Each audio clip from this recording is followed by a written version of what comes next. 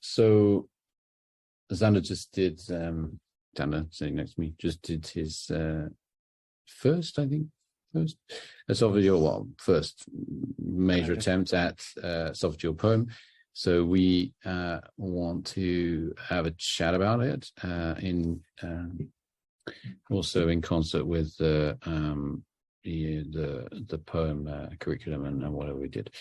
So I'll share the procedure. So first of all, how do you feel that went? Not as bad as I thought. But okay. Well, let's start with what went well. Orientation wise, though, it was difficult. There were some points where I needed some guidance, where I lost a little bit of my orientation. Generally, I think it was okay. Mm-hmm. I had one slight nick of not a nick, but a close encounter with the mucosal side. Mm-hmm. But I managed to, that was at a moment where I was a bit disorientated, but I generally could avoid that. Yeah, I mean, you've said some good and bad things. So I do think that is disorientation is the main problem you had, and it does definitely the way what happens when you start. Let's just talk through it. So this is when you tried to get in. What was the problem when you were trying to get in? Unfortunately, the video only starts here, so apologies for that. But what was the problem you were having when you tried to get in? Well, despite having a quite, long incision, I couldn't manage to get over the lip of because the image now is actually already with quite a long incision, and I couldn't really get into that space. So this is the first bit of your cutting. Mm-hmm. Here's the mucosa. Yeah. Here's your first, a bit too close. No. Way too. This whole thing is the plane, right? Yeah, so you should be cutting here. So that's injecting on the right place. But then you're cutting down, Yeah. Keep going. And then there was one little nick on the thing, wasn't there, at a certain point? No, it's there. It's next. There. So we were talking about this part and being too close to mucosa. And again, we see it here. And we do see in general that it's not inflated enough. So that's one comment here. Then as we go through a little bit more, we see the same thing. So still not inflated enough, still a little bit too much on the mucosa. And then there was the time, wasn't there, when, so this is getting a bit better, but you see when you look here, got little cutting here, little cutting here. So that very commonly happens when you start. You need to be more systematic, right? I'm going to stay at one level, go left to right, left to right. Okay, then I'm going to inject, push in, left to, and then it becomes very fast. So just all the way around. Yeah. And if you can't do this with your hand, like full right turn, then just flip it around like we said in the course and go back the other way and keep doing that down and down, right? So you get your tunnel width. And if we keep having a look here, again, I'm just not sure you are pushed in enough. That's the problem. If you push in more, then you're going to get more there. Now this is better. So that's injecting on the right place. But then you're cutting down, Yeah. Keep going. And then there was one little nick on the thing, wasn't there, at a certain point? No, it's there. It's next. There. So obviously you need to be here, right? Yeah. And actually you're at the junction. We said this later, you start to see the palisading vessels.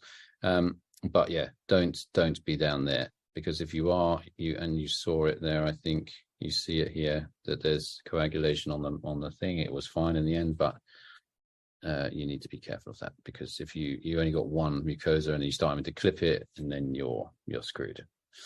And then you did see this appearance, didn't you, where the fibers are coming down here. So we thought we were at the junction, and you did quite a good job of getting over there. It's not so easy. You are also cutting in the right place potentially. You came back and visualized the junction in the tunnel. I really think that it's here, isn't it? Yeah. For sure. And then we saw that later the cross of the diaphragm at that point. So good. Then again, there was some cutting here, but of course here is also mucosa, right? So very good to inject. That's absolutely the right thing. But when you were cutting,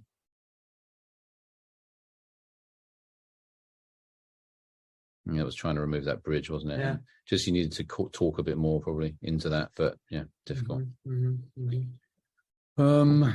And then I think I took it over when I saw that it's very difficult here. The only way that you were going to get, if you look at this and just store in your head the angle you had, and then when I take it over, the sort of angle that I want to get is more, I'm pushing in way more. See, that's the angle you had. That's where I'm pushing in. So now it's splayed open. And yes, I'm putting the knife out in front because it felt a little bit resistant here, but I'm constantly injecting on that border, right? And then I'm not even touching anything like it, right? See, just standing away from it and pressing the pedal. And this is quite a safe way of doing it. I'm not ever touching, and now touching a little bit, but coming back along. And then again, here. Very difficult to see, but anyway, okay. And then the question is, are we over the junction? Well, we definitely are, because here's the diaphragm. I think we come and confirm it outside, but let's start a myotomy. Where was it? Oh, we saw it after the myotomy, didn't we? Yeah. Myotomy is me doing it. You can watch it quickly, whatever. I think the only key point here from this is that line. You know, if you keep going on my line here, you would have hit the wall and come out. You need to just turn a bit and go down there, and that's what I did, I think. And I do that by using the knife, lifting up into the plane I want to go, right? So I'll put it out there, lift it up and here. But the key is you must have injection at the back. Yeah. And we're going to do that. And it's always spray. And as you said, you started here to see the separation, didn't you, of the fibers? Yeah. But it's not for me relevant around the junction. Yeah, indeed important. And here you see the diaphragm. Yeah, you see that. So the cross of the diaphragm, very clearly see it in the background here. So we know we're at the junction for sure. We know, and we know we're over it as well, because you see the muscle is totally different in the stomach. Well, it's not yet everting, but with the next one, we get, so that position is much better. Why? Because, so you see, I'm really looking for that line. So here's the line, that it's lined, that the clip is at 90 degrees, definitely. I've got something on the left, still not 100%, but we're getting there. Now the edge is starting to avert, and then one more like that, because still it doesn't look like I can really use the push out technique yet. So we do another one, same approach, totally bisecting the perforation line, and then open a clip a little bit, only a little bit, and then push it out. So we've got a 90 degree and then close it. And actually it can move. So you saw it move just subtly there. And that's why I moved it. And as they're closing, I'm often moving it to completely control the, and that's the advantage of a clip. So the eversion is, well, you need to make sure that you have to try in the beginning, but the most important eversion is at the top. I don't think it matters so much at the start. Another one that's completely closed. And then, to be honest, often I'm putting one more at the top. In summary, your learning points are do more procedures, and in particular, work on having that really systematic left to right or anti-clock to clock or whatever that you want in your arc. Understand where the mucosa is, understand where the muscle is, and work it's almost an arc, isn't it? It's a semicircle from 9 to 3. Work that arc sequentially after sequential injection or resection.